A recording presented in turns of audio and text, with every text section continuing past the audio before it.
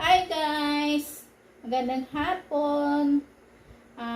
Welcome back to my channel. Magluluto na naman po ako dahil hapon na. So, magluluto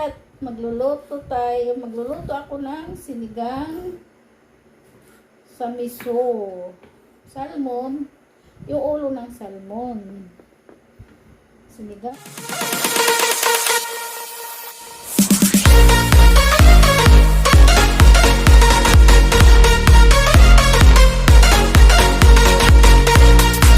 Sa miso at maghihiwa ako, no? Hihiwaan ko pa lang yung mga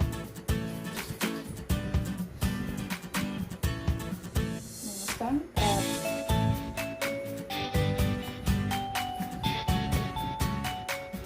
Magawa tayo ng kamatis,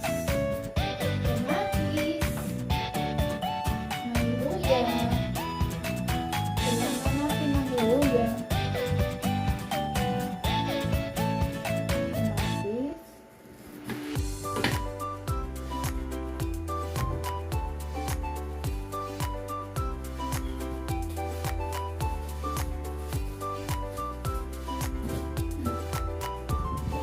Meron tayong sibuyas, bawang, at sibuyas.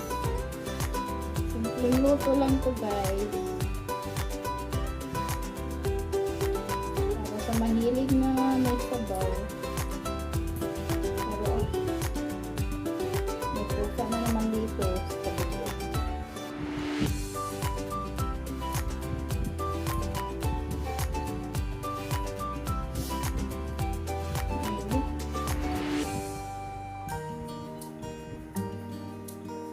Siguro naman alam nyo yung sinigang sa miso.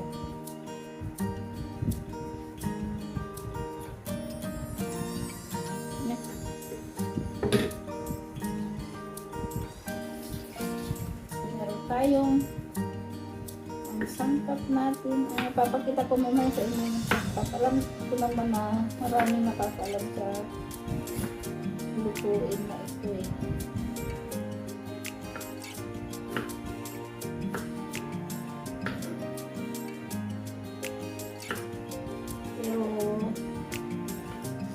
Hindi talaga ako nakain ng isdang salmon.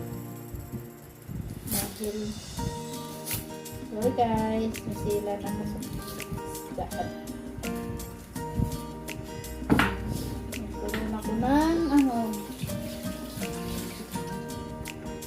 pagmalangsa. Ayan. Sabi ng pusa.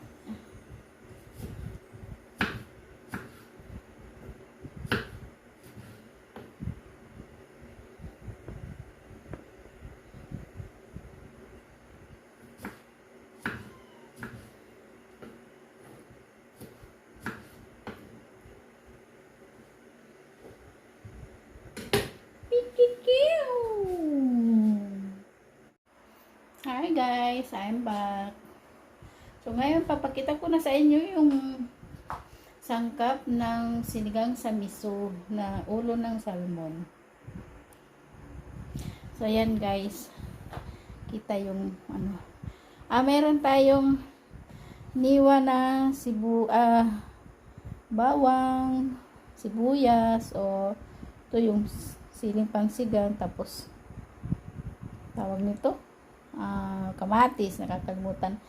Meron tayong luya. Siyempre, hindi nawawala ang miso. Ay guys, siya nga pala, yung miso, tatlong klase siya. Merong parang kulay brown, at meron ding white at yellow. Ito ang gamit ko ay yellow. Siyempre, ang ating ulo ng salmon, at siyempre ang gulay, tawag nito sa English ay mustard leaves.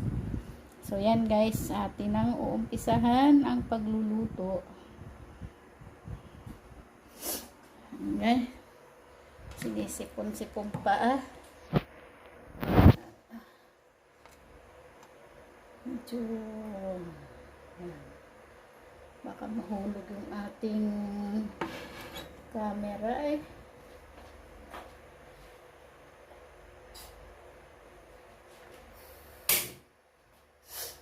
Nasaan na yung ating pang-asin? Nawawala ang ating pang-asin. Siyempre, hindi mawawala yung ating pangsigang, pangpaasin, pangpalasa.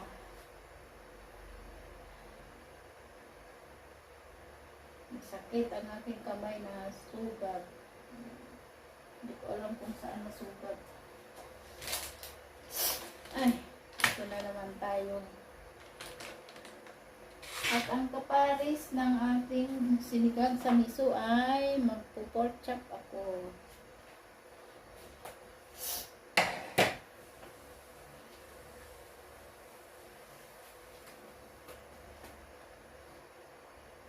Pork chop. Saan ba yung kawali? Ay, ang sandok.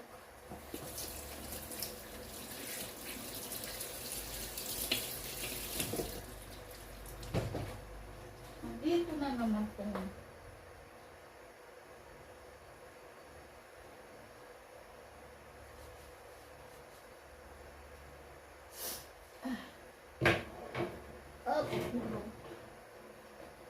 Natin ang mantika. Tayo na magigisa.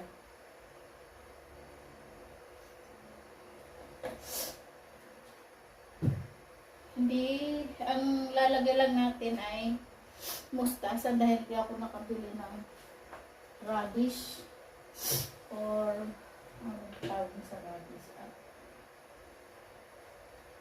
labanos. Nakalimutan ko ang labanos sa grocery kanina. Ang sakit ng kamay ko, natusok. May sugat siya. So, umpisa na natin ang paggigisa. Siyempre, unahin natin ang bawang.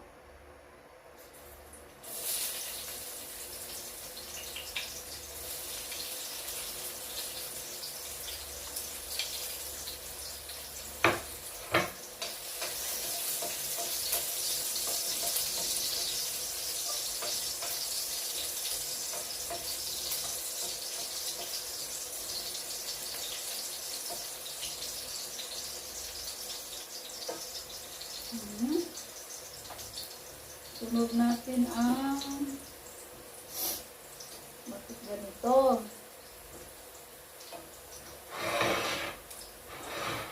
Sunod natin ang luya.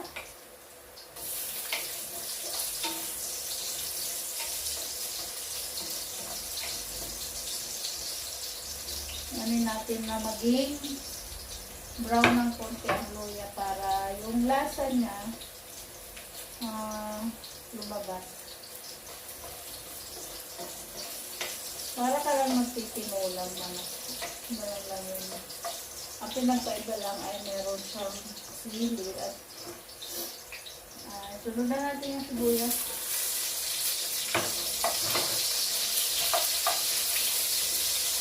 Agad din ako ng tinulang naman. Yung sili. Hindi ako ng sili o kaya bunga. Kung wala kang dako ng sili, pwede rin yung bunga, yung pansikan. Yun ang ginagamit ko kasi dito, mahirap maghanap ng dahon ng sili. Saka madali siyang mabulok.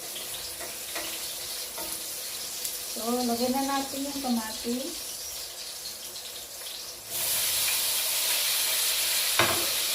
Mas maraming kamatis, mas masarap at mapula.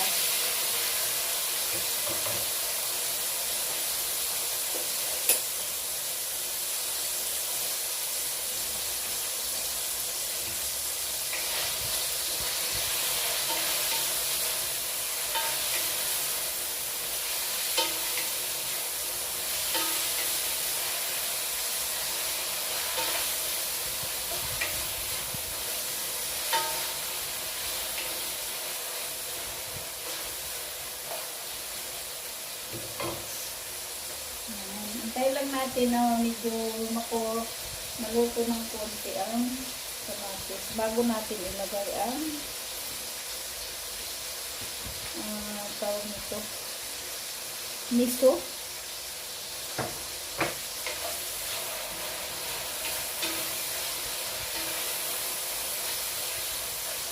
So yan guys, ilagay na natin ang miso. Kasi dapat lutuin natin. Dapat hinigisa talaga ang miso para ano natin ubusin kasi hindi naman masarap yun pag marami talaga yun.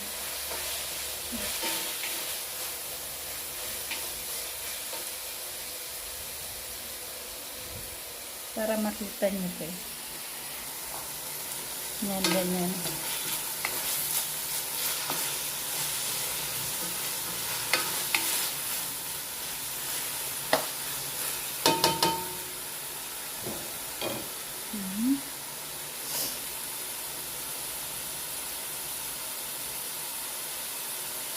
Antayin lang natin na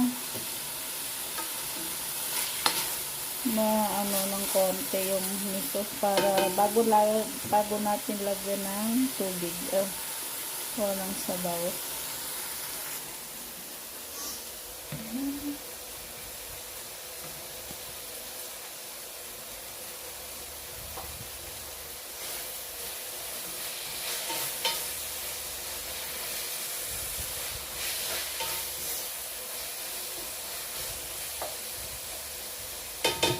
Guys, lagyan na natin siya ng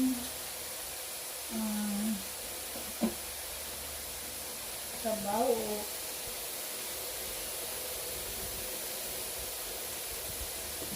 Kung meron kayong hugas bigas, guys, yun ang pang sabaw mo.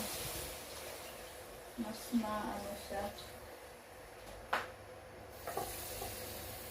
Yung kapag nagsaing ka, yung hugas bigas.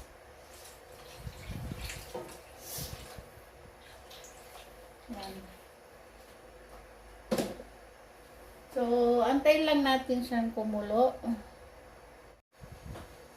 So, yan guys, kumukulo na. Pwede na natin lagay yung isda.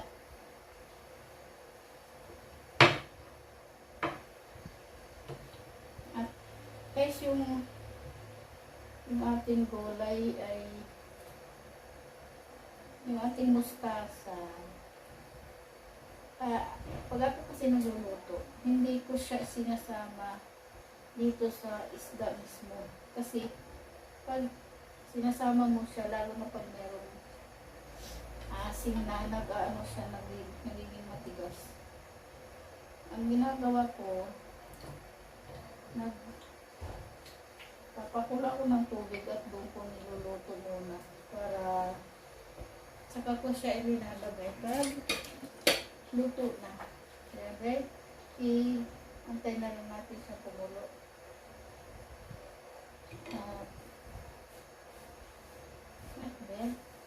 Ayan guys, nagpapakulo ako ng tubig para dito sa gulay para hindi siya tumigas. Kaya tapos pag pinakulan mo lang siya sa tubig, tapos bago mo ilagay doon, pag isi-serve mo na, ano pa siya, yung green pa siya, hindi siya yung parang latang-lata na parang kulay brown, nagiging brown. So yan, lalagay ko na tong dahon ng sili at titiglahan na rin asin. Kayo na bahala guys kung magtimpla ng asin kung yung maalat-alat ko. Tamang-tama na.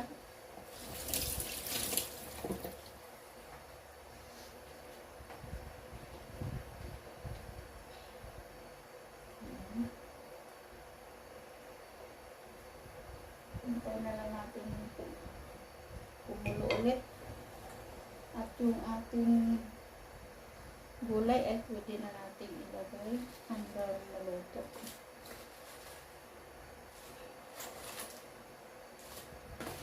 Kasi pag ganitong mustasa, pag nilalagay mo siya sa maasim na sabaw, nagiging iba ang kulay niya. Hindi siya yung green. Parang nagiging brown siya. Kaya ang ginagawa ko, pinapakuluan ko siya sa tubig. Para green pa rin siya pag inilagay sa sinigang sa miso. Yan.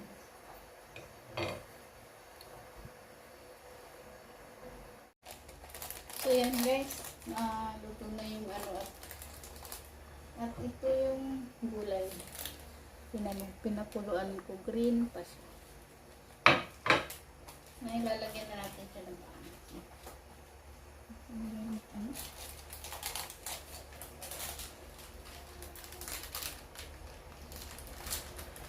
Lagyan na natin siya ng sinigang mix.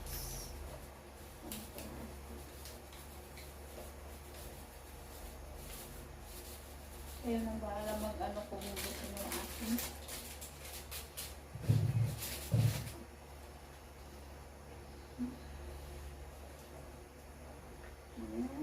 Malapit.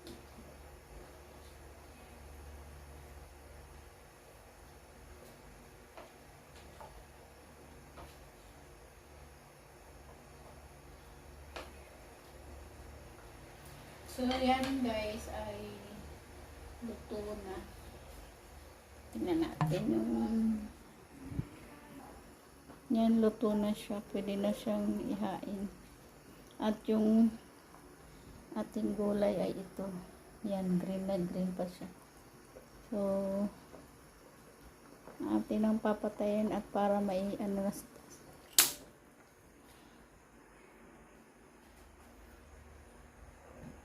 at ang susunod kong pagluluto yung pork chop, pero hindi ko na ano sa aking video, hindi ko na isasama. So yan guys, thank you sa panunod sa aking channel at salamat sa nanood sa aking video na to. At kung ikaw ay bago lang dito sa aking channel, syempre huwag mo kalimutan mag-subscribe kung nagustuhan mo man, at paki-like mo na rin at paki-share. At huwag mong kalimutan din na click yung notification bell para updated ka sa mga susunod kong lulutuin. So yan guys, salamat, thank you, bye.